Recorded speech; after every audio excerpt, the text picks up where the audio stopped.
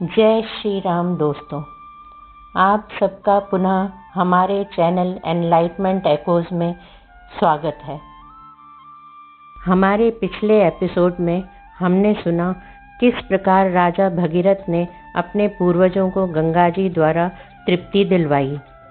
आज हम सुनेंगे ऋषि विश्वामित्र भगवान राम को समुद्र मंथन, देवासुर संग्राम व इंद्र और माता अहिल्या को ऋषि गौतम के द्वारा दिए गए श्राप की कथा। हम जानेंगे किस प्रकार श्री राम ने माता अहिल्या को गौतम ऋषि के दिए श्राप से मुक्त किया और इसके पश्चात विश्वामित्र संग श्री राम और लक्ष्मण की राज ऋषि जनक से भेंट। इससे पहले कि हम आगे बढ़ें, हम आपसे अनुरोध करना चाहते हैं कि कृपया हमारे चैनल को लाइक, सब्सक्राइब और शेयर करें ताकि भगवान राम की यह अद्भुत कहानी सभी तक पहुंच सके। विश्वामित्र जी की बातें सुनकर लक्ष्मण सहित श्री रामचंद्र जी को बड़ा विस्मय हुआ। वे मुनि से इस प्रकार बोले, ब्रह्मन, आपने गंगा जी के स्वर्ग से उतरने और समुद्र के भरने की यह बड़ी उत्तम और अत्यंत अद्भुत कथा सुनाई।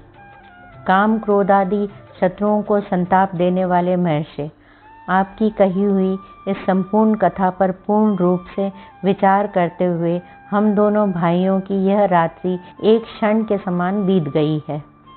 विश्वामित्र जी लक्ष्मण के साथ इस विचार करते हुए ही मेरी यह सारी रात बीती है। तत्पश्चात निर्मल प्रभात काल उपस्थित होने पर तपोधन विश्वामित्र जी जब नित्य कर्म से निवृत्त हो चुके, तब शत्रुदमन श्री रामचंद्र जी ने उनके पास जाकर कहा, मुने, यह पूजनीय रात्रि चली गई। सुनने योग्य सर्वोत्तम कथा मैंने सुन ली। अब हम लोग सरिताओं में श्रेष्ठ पुण्य सलिला त्रिपथगामिनी नदी गंगा जी के उस पार चलें। सदा पुण्य कर्म में तत्पर रहने वाले ऋषियों की यह नाव उपस्थित है। इस पर सुखद आसन बिछा है। आप परम पूज्य महर्षि को यहाँ उपस्थित जानकर ऋषियों की भेजी हुई यह नाव बड़ी तीव्र गति से यहाँ आई है। महात्मा रघुनंदन का यह वचन सुनकर विश्वामित्र जी ने पहले ऋषियों सहित श्री राम लक्ष्मण को पार कराया। तत्पश्चात स्वयं भी उत्तर तट पर पहुंचकर उन्होंने वहां रहने वाले ऋषियों का सत्कार किया। फिर सब लोग गंगा जी के किनारे ठहरकर विशाला नामक पुरी की शोभा देखने लगे। तदनंतर श्री राम लक्ष्मण को साथ ले मुनिवर विश्वामित्र तुरंत उस दिव्य एवं रमणीय नगरी विशाला की ओर चल दिए, जो अपनी सुंदर शोभा से स्वर्ग के समान जान पड़ती थी। उस समय परम बुद्धिमान श्री राम ने हाथ जोड़कर उस उत्तम विशालापुरी के विषय में महामुनि विश्वामित्र से पूछा, महामुने, आपका कल्याण हो। मैं यह सुनना चाहता हूँ कि विशाला में कौन सा राजवंश राज्य कर रहा है। इसके लिए मुझे बड़ी उत्कंठा है। श्री राम का यह वचन सुनकर मुनि श्रेष्ठ विश्वामित्र ने विशालापुरी के प्राचीन इतिहास का वर्णन आरंभ किया। रघुकुल नंदन श्री राम, मैंने इंद्र के मुख से विशालापुरी के वैभव का प्रतिपादन करने वाली जो कथा सुनी है उसे बता रहा हूँ। सुनो। इस देश में जो वृत्तांत घटित हुआ है उसे यथार्थ रूप से श्रवण करो। श्री राम, पहले सतयुग में दिति के पुत्र दैत्य बड़े बलवान थे और अदिति के परम धर्मात्मा पुत्र महाभाग देवता भी बड़े शक्तिशाली थे। पुरुष सिंह, उस महामना दैत्यों और देवताओं के मन में यह विचार हुआ कि हम कैसे अजर अमर और निरोग हों। इस प्रकार चिंतन करते हुए उन विचारशील देवताओं और दैत्यों की बुद्धि में यह बात आई कि हम लोग यदि क्षीर सागर का मंथन करें तो उसमें निश्चय ही अमृतमय रस प्राप्त कर लेंगे। समुद्र मंथन का निश्चय करके उन अमित तेजस्वी देवताओं और दैत्यों ने वासुकी नाग को रस्सी और मंदराचल को मथानी बनाकर क्षीर सागर को मथना आरंभ किया।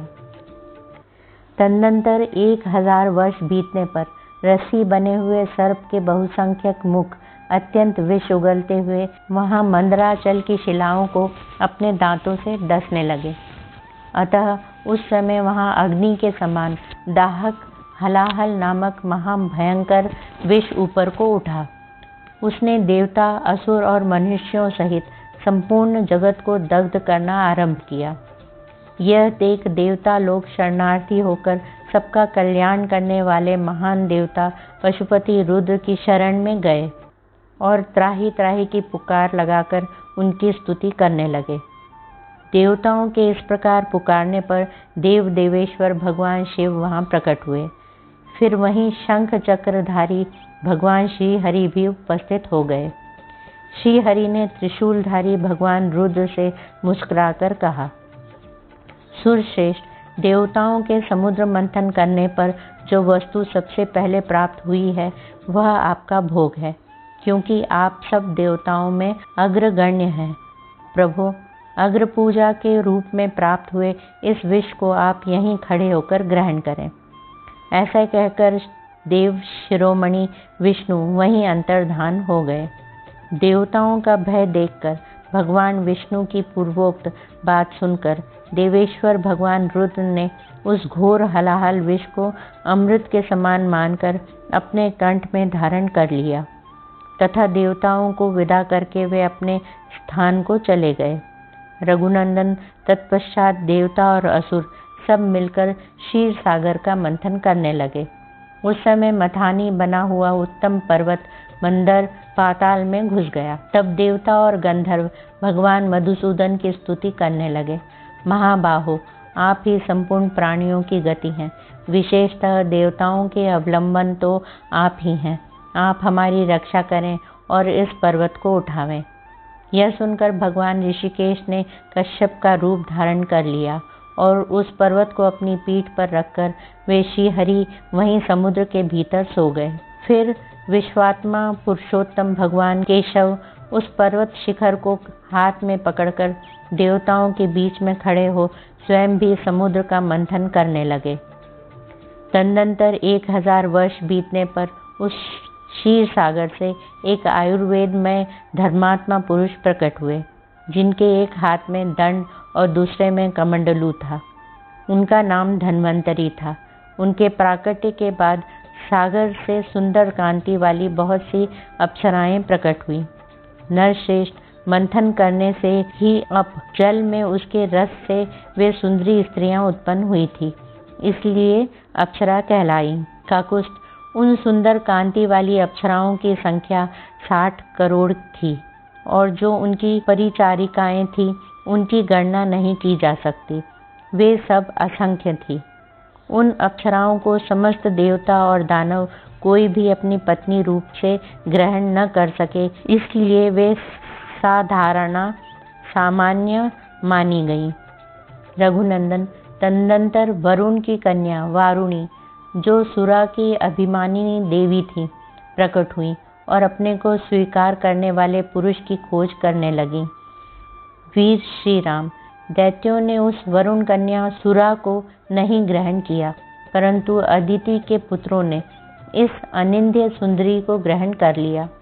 सुरा से रहित होने का कारण ही दैत्य असुर कहलाए और सुरा सेवन के कारण ही अदिति के पुत्रों की सुर संज्ञा हुई। वारुणी को ग्रहण करने से देवता लोग हर्ष से उत्फुल्ल एवं आनंद मग्न हो गए।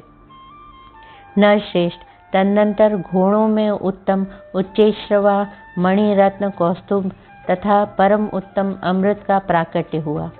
श्री राम, उस अमृत के लिए देवताओं और असुरों के कुल का महान संहार हुआ। अदिति के पुत्र दिति के पुत्रों के साथ युद्ध करने लगे। समस्त असुर राक्षसों के साथ मिलकर एक हो गए। वीर देवताओं के साथ उनका महाघोर संग्राम होने लगा, जो तीनों लोकों को मुंह में डालने वाला था। जब देवताओं और असुरों का वह सारा समूह क्षीण हो चला, तब महाबली भगवान विष्णु ने मोहिनी माया का आश्रय लेकर तुरंत ही अमृत का अपहरण कर लिया। जो दैत्य बलपूर्वक अमृत छीन लाने के लिए अविनाशी पुरुषोत्तम भगवान विष्णु के सामने गए। उन्हें प्रभावशाली भगवान विष्णु ने उस समय युद्ध में पीस डाला। देवताओं और दैत्यों के उस घोर महायुद्ध में अदिति के वीर पुत्रों ने दिति के पुत्रों का विशेष संहार किया। दैत्यों का वध करने के पश्चात त्रिलोकी का राज्य पाकर देवराज इंद्र बड़े प्रसन्न हुए और ऋषियों तथा चारणों सहित समस्त लोगों का शासन करने लगे। अपने उन पुत्रों के मारे जाने पर दिति को बड़ा दुख हुआ। वे अपने पति मरीचि नंदन कश्यप के पास जाकर बोली, भगवान, आपके महाबली पुत्र देवताओं ने मेरे पुत्रों को मार डाला, अतः मैं दीर्घ काल की तपस्या से उपार्जित एक ऐसा पुत्र चाहती हूँ जो इंद्र का वध करने में समर्थ हो। मैं तपस्या करूँगी, आप इसके लिए मुझे आज्ञा दें और मेरे गर्भ में ऐसा पुत्र प्रदान करें जो सब कुछ करने में समर्थ तथा इंद्र का वध करने वाला हो।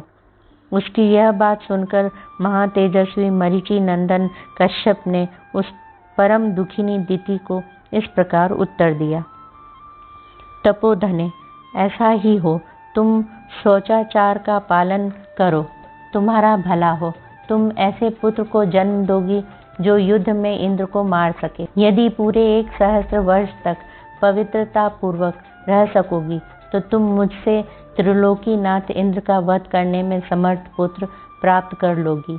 ऐसा कहकर महातेजस्वी कश्यप ने दिति के शरीर पर हाथ फेरा, फिर उनका स्पर्श करके कहा, तुम्हारा कल्याण हो। ऐसा कहकर वे तपस्या के लिए चले गए। नरश्रेष्ठ, उनके चले जाने पर दिति अत्यंत हर्ष और उत्साह में भरकर कुशपल्व नामक तपोवन में आई और अत्यंत कठोर तपस्या करने लगी। पुरुष प्रवर श्री राम, दिति के तपस्या करते समय सहस्त्र लोचन इंद्र विनय आदि उत्तम गुण संपत्ति से युक्त हो उनकी सेवा टहल करने लगे। सहस्त्राक्ष इंद्र अपनी मौसी दिति के लिए अग्नि, कुशा, काष्ठ, जल, फल, मूल तथा अन्यान्य अभिलक्षित वस्तुओं को ला लाकर देते थे। इंद्र मौसी की शारीरिक सेवाएं करते, उनके पैर दबाकर उनकी थकावट मिटाते तथा ऐसी ही अन्य आवश्यक सेवाओं द्वारा वे हर समय दिति की परिचर्या करते थे। रघुनंदन, जब सहस्र वर्ष पूर्ण होने में कुल 10 वर्ष बाकी रह गए, तब एक दिन दिति ने अत्यंत हर्ष में भरकर सहस्रलोचन इंद्र से कहा, बलवानों में श्रेष्ठ वीर, अब मेरी तपस्या के केवल 10 वर्ष और शेष रह गए हैं। तुम्हारा भला हो। 10 वर्ष बाद तुम अपने होने वाले भाई को देख सकोगे। बेटा, मैंने तुम्हारे विनाश के लिए जिस पुत्र की याचना की थी, वह जब तुम्हें जीतने के लिए उत्सुक होगा, उस समय मैं उसे शांत कर दूंगी। तुम्हारे प्रति उसे वैर भाव से रहित तथा भातृ स्नेह से युक्त बना दूंगी। फिर तुम उसके साथ रहकर उसी के द्वारा की हुई त्रिभुवन विजय का सुख निश्चित होकर भोगना। सुरश्रेष्ठ, मेरे प्रार्थना करने पर तुम्हारे महात्मा पिता ने 1000 वर्ष के बाद पुत्र होने का मुझे वर दिया है। ऐसा कहकर दिति नींद से अचेत हो गई। उस समय सूर्य देव आकाश के मध्य भाग में आ गए थे। दोपहर का समय हो गया था। देवी दिति आसन पर बैठी बैठी झपकी लेने लगी। सिर झुक गया और केश पैरों से जा लगे। इस प्रकार निद्रावस्था में उन्होंने पैरों को सिर से लगा लिया। उन्होंने अपने केशों को पैरों पर डाल रखा था। सिर को टिकाने के लिए दोनों पैरों को ही आधार बना लिया था। यह देख दिति को अपवित्र हुई जान इंद्र हंसे और बड़े प्रसन्न हुए। श्री राम, फिर तो सतत सावधान रहने वाले इंद्र माता दिति के उदर में प्रविष्ट हो गए और उसमें स्थित हुए गर्भ के उन्होंने 7 टुकड़े कर डाले। श्री राम, उनके द्वारा 100 पर्वों वाले वज्र से विदीर्ण किए जाते समय वह गर्भस्थ बालक जोर जोर से रोने लगा। इससे दिति की निद्रा टूट गई। वे जागकर उठ बैठी। तब इंद्र ने उस रोते हुए गर्भ से कहा, भाई मत रो, मत रो। परंतु महातेजस्वी इंद्र ने रोते रहने पर भी उस गर्भ के टुकड़े कर ही डाले। उस समय दिति ने कहा, इंद्र, बच्चे को न मारो, न मारो। माता के वचन का गौरव मानकर इंद्र सहसा उधर से निकल आए। फिर वज्र सहित इंद्र ने हाथ जोड़कर दिति से कहा, देवी, तुम्हारे सिर के बाल पैरों से लगे थे, इस प्रकार तुम अपवित्र अवस्था में सोई थी। यही छिद्र पाकर मैंने इस इंद्रहंता बालक के 7 टुकड़े कर डाले हैं, इसलिए माँ तुम मेरे इस अपराध को क्षमा करो। इंद्र द्वारा अपने गर्भ के 7 टुकड़े कर दिए जाने पर देवी दिति को बड़ा दुख हुआ।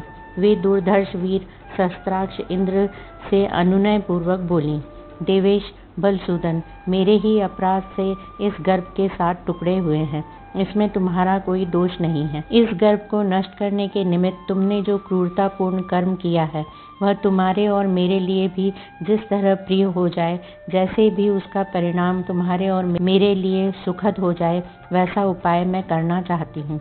मेरे गर्भ के वे 7 खंड 7 व्यक्ति होकर 7 मरुदगणों के स्थानों का पालन करने वाले हो जाएं। बेटा, ये मेरे दिव्य रूपधारी पुत्र मारुत नाम से प्रसिद्ध होकर आकाश में जो सुविख्यात 7 वात स्कंद हैं उनमें विचरें। आवाह, प्रवह, संवह, उद्दह, विवह, परिवह और परावह, ये 7 मरुत हैं। इन्हीं को 7 वात स्कंद कहते हैं।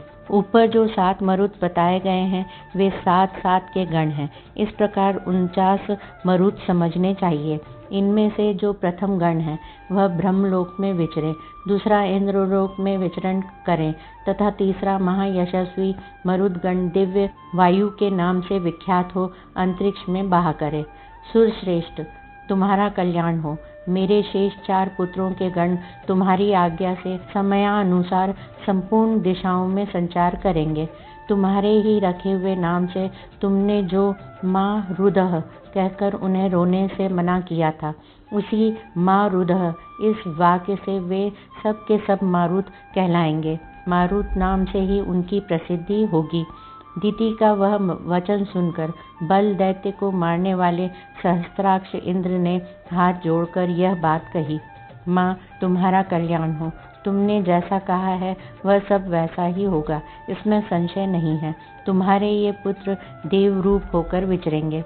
श्री राम उस तपोवन में ऐसा निश्चय करके वे दोनों माता पुत्र दिति और इंद्र कृतकृत्य हो स्वर्ग लोक को चले गए, ऐसा हमने सुन रखा है। काकुष्ठ, यही वह देश है जहाँ पूर्व काल में रहकर देवराज इंद्र ने तपः सिद्ध दिति की परिचर्या की थी। पुरुष सिंह, पूर्व काल में महाराज इक्ष्वाकु के एक परम धर्मात्मा पुत्र थे जो विशाल नाम से प्रसिद्ध हुए। उनका जन्म अलम्बुसा के गर्भ से हुआ था। उन्होंने इस स्थान पर विशाला नाम की पुरी बसाई थी। श्री राम, विशाल के पुत्र का नाम था हेमचंद्र, जो बड़े बलवान थे। हेमचंद्र के पुत्र सुचंद्र नाम से विख्यात हुए। श्री रामचंद्र सुचंद्र के पुत्र धूम्राक्ष और धूम्राक्ष के पुत्र सृंजय हुए। सृंजय के प्रतापी पुत्र श्रीमान सहदेव हुए। सहदेव के परम धर्मात्मा पुत्र का नाम कुशाश्व था। कुशाश्व के महातेजस्वी पुत्र प्रतापी सोमदत्त हुए और सोमदत्त के पुत्र काकुस्थ नाम से विख्यात हुए। काकुस्थ के महातेजस्वी पुत्र सुमति नाम से प्रसिद्ध हैं, जो परम कांतिमान एवं दुर्जय वीर हैं। वे ही इस समय इस पुरी में निवास करते हैं। महाराज इक्ष्वाकु के प्रसाद से विशाला के सभी नरेश दीर्घायु, महात्मा, पराक्रमी और परम धार्मिक होते आए हैं। नरश्रेष्ठ, आज एक रात हम लोग यहीं सुखपूर्वक शयन करेंगे। फिर कल प्रातःकाल यहाँ से चलकर तुम मिथिला में राजा जनक का दर्शन करोगे। नरेशों में श्रेष्ठ, महातेजस्वी, महायशस्वी राजा सुमति विश्वामित्र जी को पुरी के समीप आया हुआ सुनकर उनकी अगवानी के लिए स्वयं आए। अपने पुरोहित और बंधु बांधवों के साथ राजा ने विश्वामित्र जी की उत्तम पूजा करके हाथ जोड़ उनका कुशल समाचार पूछा और उनसे इस प्रकार कहा, मुने, मैं धन्य हूँ। आपका मुझ पर बड़ा अनुग्रह है, क्योंकि आपने स्वयं मेरे राज्य में पधार कर मुझे दर्शन दिया। इस समय मुझसे बढ़कर धन्य पुरुष दूसरा कोई नहीं है। वहाँ परस्पर समागम के समय एक दूसरे का कुशल मंगल पूछकर बातचीत के अंत में राजा सुमति ने महामुनि विश्वामित्र से कहा, ब्रह्मन, आपका कल्याण हो। ये दोनों कुमार देवताओं के तुल्य पराक्रमी जान पड़ते हैं। इनकी चाल ढाल हाथी और सिंह की गति के समान है। ये दोनों वीर सिंह और सांड के समान प्रतीत होते हैं। इनके बड़े बड़े नेत्र विकसित कमल दल के समान शोभा पाते हैं। ये दोनों तलवार, तरकस और धनुष धारण किए हुए हैं। अपने सुंदर रूप के द्वारा दोनों अश्विनी कुमारों को लज्जित करते हैं तथा युवावस्था के निकट आ पहुँचे हैं। इन्हें देखकर ऐसा जान पड़ता है मानो दो देव कुमार देवेच्छावश देवलोक से पृथ्वी पर आ गए हों। मुने, ये दोनों किसके पुत्र हैं और कैसे किस लिए यहाँ पैदल ही आए हैं? जैसे चंद्रमा और सूर्य आकाश की शोभा बढ़ाते हैं, उसी प्रकार ये दोनों कुमार इस देश को सुशोभित कर रहे हैं। शरीर की ऊंचाई, मनोभाव सूचक संकेत तथा चेष्टा बोलचाल में ये दोनों एक दूसरे के समान हैं।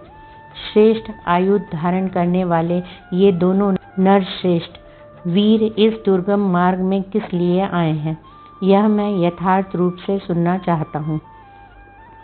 सुमति का यह वचन सुनकर विश्वामित्र जी ने उन्हें सब वृत्तांत यथार्थ रूप से निवेदन किया। सिद्धाश्रम में निवास और राक्षसों के वध का प्रसंग भी यथावत रूप से कह सुनाया। विश्वामित्र जी की बात सुनकर राजा सुमति को बड़ा विस्मय हुआ। उन्होंने परम आदरणीय अतिथि के रूप में आए हुए उन दोनों महाबली दशरथ पुत्रों का विधि पूर्वक आतिथ्य सत्कार किया। सुमति से उत्तम आदर सत्कार पाकर वे दोनों रघुवंशी कुमार वहां एक रात रहे और सवेरे उठकर मिथिला की ओर चल दिए। मिथिला में पहुंचकर जनकपुरी की सुंदर शोभा देख सभी महर्षि साधु साधु कहकर उसकी भूरी भूरी प्रशंसा करने लगे। मिथिला के उपवन में एक पुराना आश्रम था जो अत्यंत रमणीय होकर भी सुनसान दिखाई देता था। उसे देखकर श्री रामचंद्र जी ने मुनिवर विश्वामित्र जी से पूछा, भगवान, यह कैसा स्थान है जो देखने में तो आश्रम जैसा है, किंतु एक भी मुनि यहाँ दृष्टिगोचर नहीं होते हैं। मैं यह सुनना चाहता हूँ कि पहले यह आश्रम किसका था। श्री रामचंद्र जी का यह प्रश्न सुनकर प्रवचन कुशल महातेजस्वी महामुनि विश्वामित्र ने इस प्रकार उत्तर दिया, रघुनंदन, पूर्व काल में यह जिस महात्मा का आश्रम था और जिन्होंने क्रोधपूर्वक इसे श्राप दे दिया था, उनका तथा उनके इस आश्रम का सब वृत्तांत तुमसे कहता हूँ। तुम यथार्थ रूप से इसको सुनो। नरश्रेष्ठ, पूर्व काल में यह स्थान महात्मा गौतम का आश्रम था। उस समय यह आश्रम बड़ा ही दिव्य जान पड़ता था। देवता भी इसकी पूजा एवं प्रशंसा किया करते थे। महायशस्वी राजपुत्र, पूर्व काल में महर्षि गौतम अपनी पत्नी अहिल्या के साथ रहकर यहाँ तपस्या करते थे। उन्होंने बहुत वर्षों तक यहाँ तप किया था। एक दिन जब महर्षि गौतम आश्रम पर नहीं थे, उपयुक्त अवसर समझकर शचीपति इंद्र गौतम मुनि का वेश धारण किए वहां आए और अहिल्या से इस प्रकार बोले, सदा सावधान रहने वाली सुंदरी, रति की इच्छा रखने वाले प्रार्थी पुरुष ऋतुकाल की प्रतीक्षा नहीं करते हैं। सुंदर कटी प्रदेश वाली सुंदरी, मैं तुम्हारे साथ समागम करना चाहता हूँ। रघुनंदन, महर्षि गौतम का वेश धारण करके आए हुए इंद्र को पहचान कर भी उस दुर्बुद्धि नारी ने अहो, देवराज इंद्र मुझे चाहते हैं, इस कौतूहलवश उनके साथ समागम का निश्चय करके वह प्रस्ताव स्वीकार कर लिया। रति के पश्चात उसने देवराज इंद्र से संतुष्ट चित्त होकर कहा, सुरश्रेष्ठ, मैं आपके समागम से कृतार्थ हो गई। प्रभु, अब आप शीघ्र यहाँ से चले जाइए। देवेश्वर, महर्षि गौतम के कोप से आप अपनी और मेरी भी सब प्रकार से रक्षा कीजिए। तब इंद्र ने अहिल्या से हंसते हुए कहा, सुंदरी, मैं भी संतुष्ट हो गया। अब जैसे आया था उसी तरह चला जाऊंगा। श्री राम। इस प्रकार अहिल्या से समागम करके इंद्र जब उस कुटी से बाहर निकले, तब गौतम के आ जाने की आशंका से बड़ी उतावली के साथ वेग पूर्वक भागने का प्रयत्न करने लगे। इतने ही में उन्होंने देखा, देवताओं और दानवों के लिए भी दुर्धर्ष तपोबल संपन्न महामुनि गौतम हाथ में समिधा लिए आश्रम में प्रवेश कर रहे हैं। उनका शरीर तीर्थ के जल से भीगा हुआ है और वे प्रज्वलित अग्नि के समान उद्दीप्त हो रहे हैं। उन पर दृष्टि पड़ते ही देवराज इंद्र भय से थर्रा उठे। उनके मुख पर विषाद छा गया दुराचारी इंद्र को मुनि का वेश धारण किए देख सदाचार संपन्न मुनिवर गौतम जी ने रोष में भरकर कहा, दुर्मते, तूने मेरा रूप धारण करके यह न करने योग्य पाप कर्म किया है, इसलिए तू विफल अंडकोशों से रहित हो जाएगा। रोष में भरे हुए महात्मा गौतम के ऐसा कहते ही सहस्त्राक्ष इंद्र के दोनों अंडकोश उसी क्षण पृथ्वी पर गिर पड़े। इंद्र को इस प्रकार शाप देकर गौतम ने अपनी पत्नी को भी शाप दिया, दुराचारिणी, तू भी यहाँ कई हजार वर्षों तक केवल हवा पीकर या उपवास करके कष्ट उठाती हुई राख में पड़ी रहेगी। समस्त प्राणियों से अदृश्य रहकर इस आश्रम में निवास करेगी। जब दुर्धर्ष दशरथ कुमार राम इस घोर वन में पदार्पण करेंगे, उस समय तू पवित्र होगी। उनका आतिथ्य सत्कार करने से तेरे लोभ मोह आदि दोष दूर हो जाएंगे और तू प्रसन्नता पूर्वक मेरे पास पहुंचकर अपना पूर्व शरीर धारण कर लेगी। अपनी दुराचारिणी पत्नी से ऐसा कहकर महातेजस्वी महातपस्वी गौतम इस आश्रम को छोड़कर चले गए और सिद्धों तथा चारणों से सेवित हिमालय के रमणीय शिखर पर रहकर तपस्या करने लगे। तदनंतर इंद्र अंडकोश से रहित होकर बहुत डर गए। उनके नेत्रों में त्रास छा गया। वे अग्नि आदि देवताओं, सिद्धों, गंधर्वों और चारणों से इस प्रकार बोले, देवताओं, महात्मा गौतम की तपस्या में विघ्न डालने के लिए मैंने उन्हें क्रोध दिलाया है। ऐसा करके मैंने यह देवताओं का कार्य ही सिद्ध किया है। मुनि ने क्रोधपूर्वक भारी शाप देकर मुझे अंडकोश से रहित कर दिया और अपनी पत्नी का भी परित्याग कर दिया। इससे मेरे द्वारा उनकी तपस्या का अपहरण हुआ है। यदि मैं उनकी तपस्या में विघ्न नहीं डालता तो वे देवताओं का राज ही छीन लेते।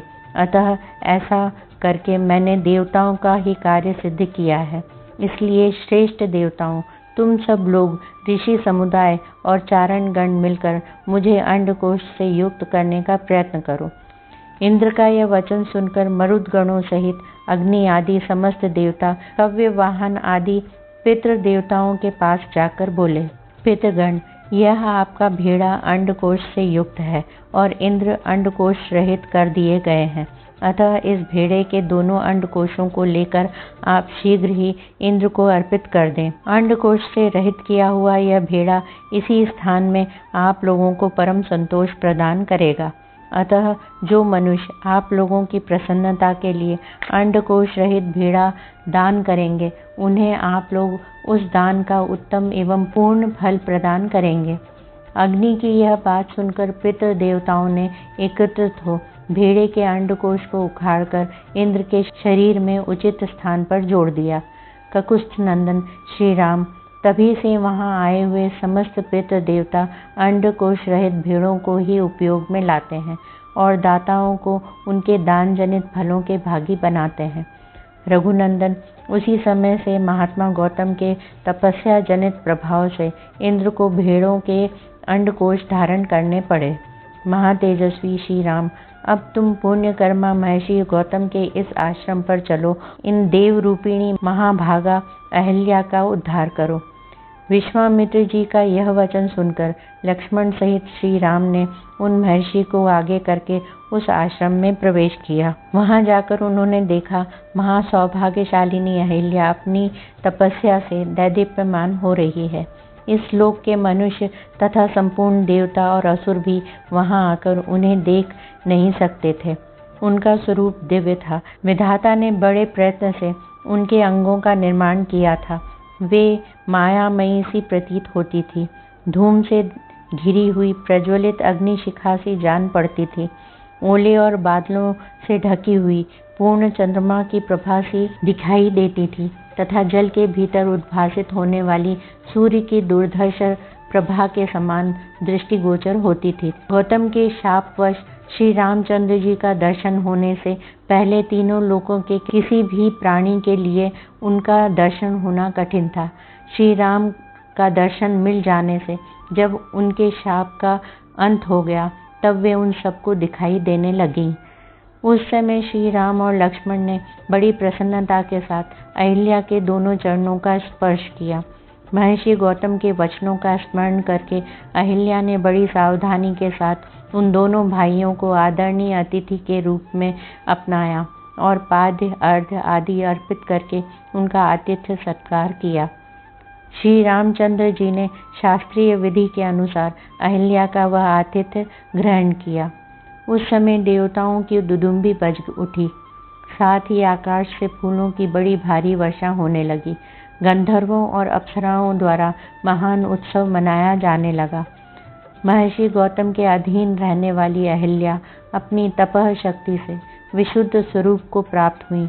यह देख संपूर्ण देवता उन्हें साधुवाद देते हुए उनकी भूरी भूरी प्रशंसा करने लगे। महातेजस्वी महातपस्वी गौतम भी अहिल्या को अपने साथ पाकर सुखी हो गए। उन्होंने श्री राम की विधिवत पूजा करके तपस्या आरंभ की। महामुनि गौतम की ओर से विधि पूर्वक उत्तम पूजा आदर सत्कार पाकर श्री राम भी मुनिवर विश्वामित्र जी के साथ मिथिलापुरी को चले गए। तदनंतर लक्ष्मण सहित श्री राम विश्वामित्र जी को आगे करके महर्षि गौतम के आश्रम से ईशान कोण की ओर चले और मिथिला नरेश के यज्ञ मंडप में जा पहुँचे। वहाँ लक्ष्मण सहित श्री राम ने मुनि श्रेष्ठ विश्वामित्र से कहा, महाभाग महात्मा, जनक के यज्ञ का समारोह तो बड़ा सुंदर दिखाई दे रहा है। यहाँ नाना देशों के निवासी सहस्त्रों ब्राह्मण जुटे हुए हैं, जो वेदों के स्वाध्याय से शोभा पा रहे हैं। ऋषियों के बाड़े सैकड़ों छकड़ों से भरे दिखाई दे रहे हैं।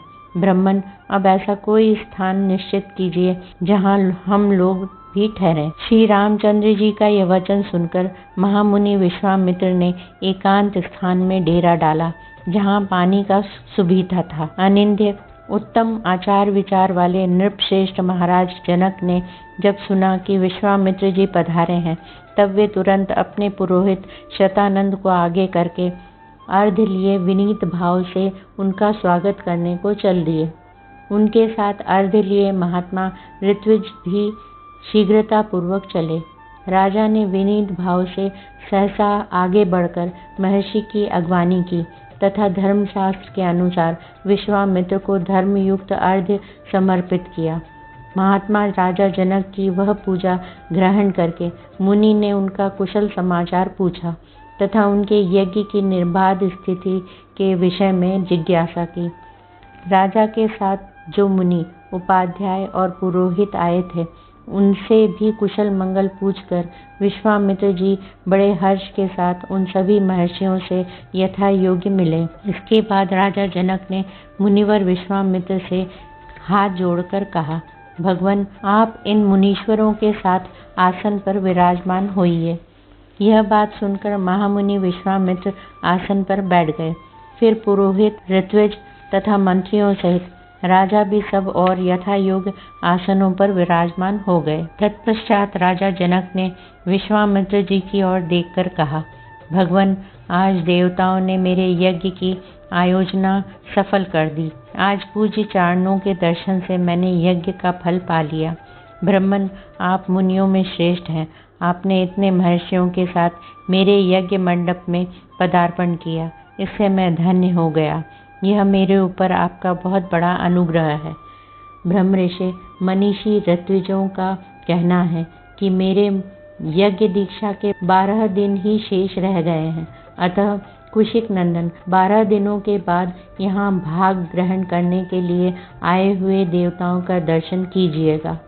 मुनिवर विश्वामित्र से ऐसा कहकर उस समय प्रसन्नमुख हुए जितेंद्रिय राजा जनक ने पुनः उनसे हाथ जोड़कर पूछा, महामुनि, आपका कल्याण हो। देवता के समान पराक्रमी और सुंदर आयुध धारण करने वाले ये दोनों वीर राजकुमार, जो हाथी के समान मंद गति से चलते हैं, सिंह और सांड के समान जान पड़ते हैं, प्रफुल्ल कमल दल के समान सुशोभित हैं, तलवार तरकस और धनुष धारण किए हुए हैं, अपने मनोहर रूप से अश्विनी कुमारों को भी लज्जित कर रहे हैं, जिन्होंने अभी अभी यौवनावस्था में प्रवेश किया है तथा जो स्वेच्छानुसार देवलोक से उतरकर पृथ्वी पर आए हुए 2 देवताओं के समान जान पड़ते हैं, किसके पुत्र हैं और यहाँ कैसे, किस लिए अथवा किस उद्देश्य से पैदल ही पधारे हैं।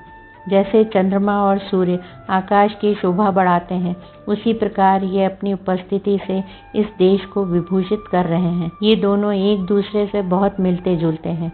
इनके शरीर की ऊंचाई, संकेत और चेष्टाएं प्रायः एक सी हैं। मैं इन दोनों काकपक्षधारी वीरों का परिचय एवं वृत्तांत यथार्थ रूप से सुनना चाहता हूँ।